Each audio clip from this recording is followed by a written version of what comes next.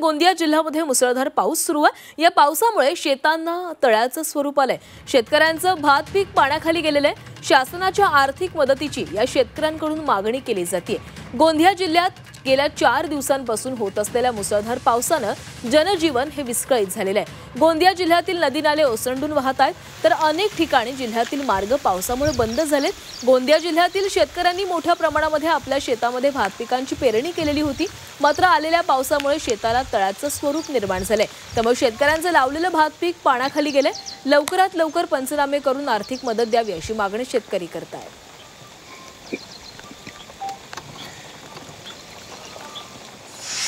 रोपं लावलं होता ते आमचे रोपं ह्या 4 दिवसाच्या पावसामुळे खराब झालेलं आहे ना। आता आम्हाला रोपं कसं लावणं आणि खार तर आता टाकू शकत नाही, पण रोपं पूर्ण खराब झालं आहे।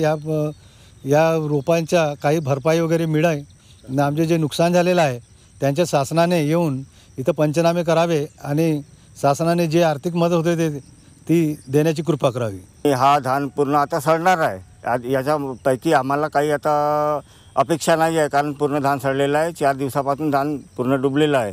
तर शासनाने आमच्या शेतामध्ये येऊन आमच्या शेताचे पंचनामे घ्यावे व त्वरित तो आम्हाला मोबदला भरून द्यावा।